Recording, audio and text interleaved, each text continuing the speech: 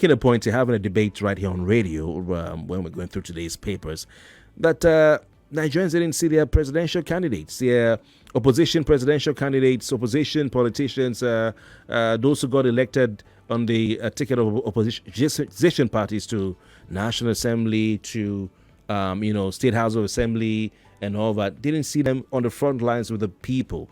Do you think there's anything to that kind of argument? That's my position. That's my feeling. Do you think there's anything to that sort of position or argument? What are your thoughts, Sherry? Well, that's how politicians in Nigeria are. They are mostly interested in things that are very convenient to do. And whenever it is time for election, you see them, they put on their best dresses, they put up their best behavior. They even talk, but when it comes to walking the walk, then you can't find them. Yeah, you said, okay, Nigerians should also ask questions of the politicians who didn't show up, during the NBAC governance process. Some listening was saying, hey, but Sherry was not there. Yeah, he wasn't around. I didn't see him on the streets as usual. So maybe it's part of those we need to question. What do you say to that? No, being part of a protest has nothing to do most of the time with physical presence. Because as I've repeatedly stated since the protest started, I'm going to participate fully. I was back in front and middle of this protest. And it is because, first, I was not able to be on ground, having been away from Nigeria for 5 years. Haven't seen my family. And there's other obligations that I'm not saying they are more important than this, but that put me away directly from the battlefield. But it is important to understand that what we're saying here is effective teamwork. And when I mean teamwork, I do not exist as an island. We have an organization that was running this, that had done this in 2019. And it will interest you that in 2019, I was also not physically part of Revolution Now protest or revolt in Nigeria. I had been arrested 2 days before. So, but that, you couldn't have said I wasn't part of 2019. Circumstances didn't make it possible for me to be right there on the firing line, but I participated fully as well, even though I was in detention. And the same is the situation here today. I participated fully. So you can't compare me with those politicians who, like you mentioned, only either heard about it or tweeted about it after the fact. So I was front and back of this. And it should interest you that it was a globally organized event. And the world has changed now. The nature of battlefield and battlegrounds have changed to accommodate technological, digital interventions, interferences that has made it possible for people like me to be 10,000 miles away and impact greatly on a movement like you've seen in the last 10 days. All right. So, but whenever it is convenient, when I'm inconvenient, I will be on ground again. Overall, what's your assessment of the success of the NBAC governance protests in Nigeria? When the protest was announced, which was several weeks before it did hit, who would think, going by the amount of threats, the propaganda, the smear campaign, the amount of money that was used to bribe people, who would think that there would be one-day protest?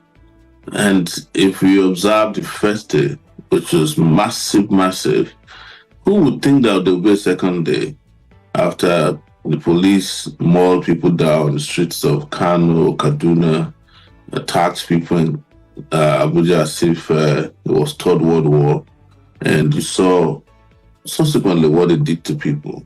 Nobody thought this would have so much impact, as much impact as we observed, let alone 10 straight days.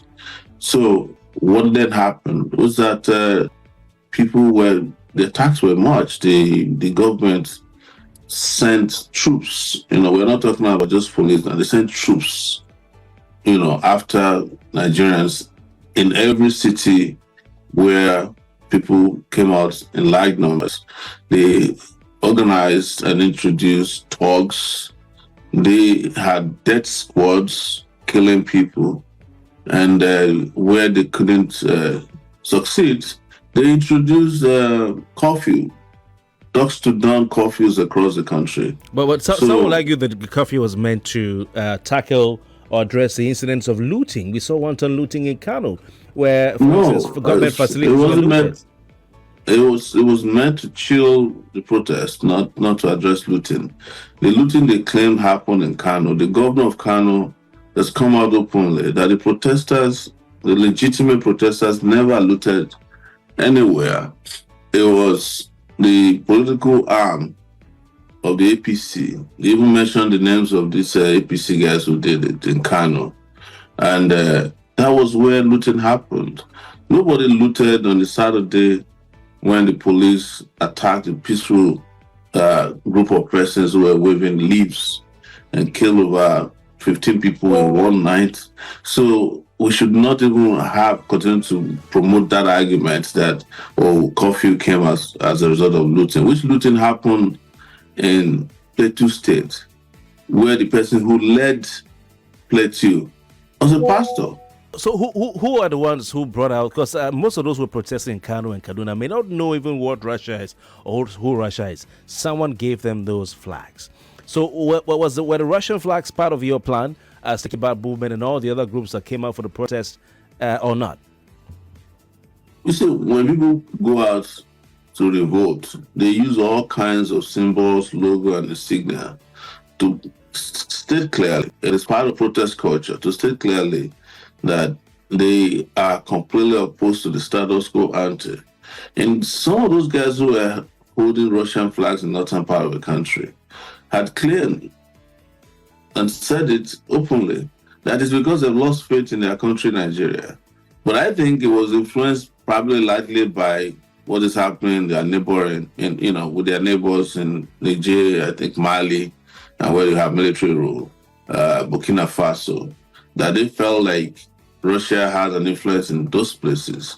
But I personally, and we as a group, did not condone any call for coup, but we didn't see that big deal that somebody is waving a Russian flag, because every day you go to church on Sunday in Nigeria, you see an Israeli flag. There are prophets, pastors, and Jews who kneel down before the God of Israel with the Israeli national flag. When we go to protest, we see Palestinian flags. They're all protest paraphernalia.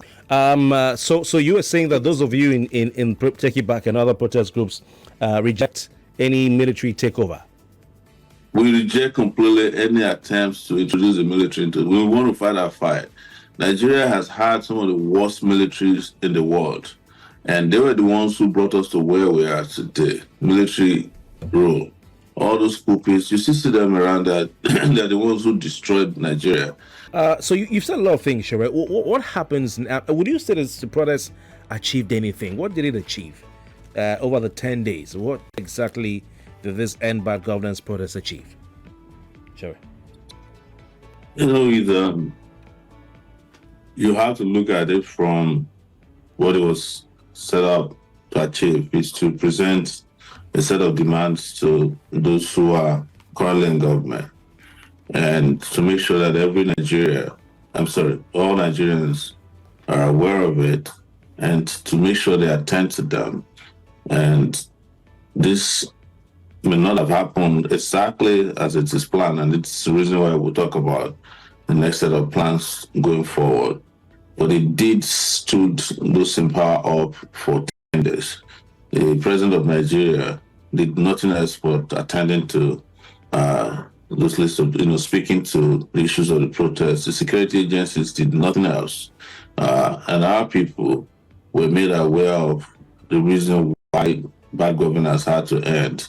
It also awoke the very strong spirit in Nigerians to unite and fight a common enemy.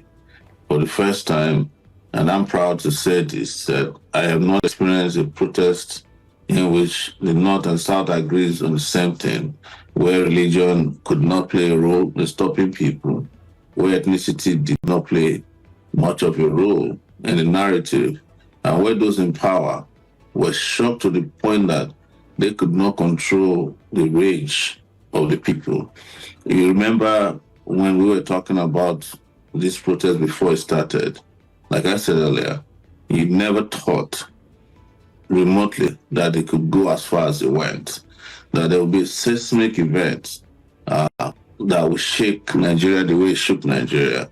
And now you're getting even more people interested in this. I saw a group of elders travel to Aso Rock to say now it's time to talk about a new constitution. The labor movement came back to start talking about new set of conditions for minimum wage. The government on its part, I don't want to say this is what is success as we want to measure it, came and started making all kinds of efforts. Grants were made available. It was in the middle of this protest that they released the first batch of loans to students, which we have advised should be grants. And they are speaking to almost every part of the issue. The rhetoric, which initially started it by accusing people, by smearing people, stopped. They realized that they had a problem on their hands. And having said that, until we win, we will not stop. And we have announced already that we are planning fresh set of revolts starting from October 1 till whenever. All right. We'll talk about that fearless in October that you've been talking about. But has bad governance ended? Because some will argue if bad governance has not ended, then the protest is a failure. No, that is why the protest will continue until we see the back of bad governance in the country. It's not a failure. You have no idea what a historical proportion this would be, that a number of people, a few people, and by these I must also mention people who, a demographic that most people who talks about in planning and executing this protest. Those guys on TikTok who just devoted their entire life just promoting this. We have to give them props. They did fantastic jobs in ensuring that they created awareness. They started reporting about it. They started talking about it, and it spread like wildfire. So, and this is the reason why, traditional promoters of protests were at the forefront of it, because it's very novel how this protest was organized. Very digital, very well organized, but not in the traditional way and conventional way that you see protests. And that's why probably the government thought it won't happen. It's the reason why they went and recruited some old, shoeless people in Lagos to be walking around barefooted, saying they will use Oro to stop it, because they had no idea that this this is something new. So it is going to come back stronger, better, and bigger. Omoyele Sowore, the president has said, in his speech, that the government is open to dialogue. The leaders of the protest should come for dialogue. Are you going to come to the country and go to Aso Rock to sit down with Bola Tinubu to talk? We didn't organize protests to look for dialogue. We organized protests to end bad governance. And we made it very clear that we're not interested in the kind of dialogue they do. When they say come for dialogue, you know what they did, how they turned the labor movement into, a group of persons who go through their revolving door inside Aso Rock. Before you know it, if you engage in those kind of dialogue, you'll be doing bosa for your oppressors. Without I see what you did there. When I do come back to the country, which I will, it will be to continue the struggle on a more physical basis. But I'm not going into any dialogue with anybody, because the issues that need to be resolved don't require any physical meeting per se. The dialogue that is needed is for the leaders to drop their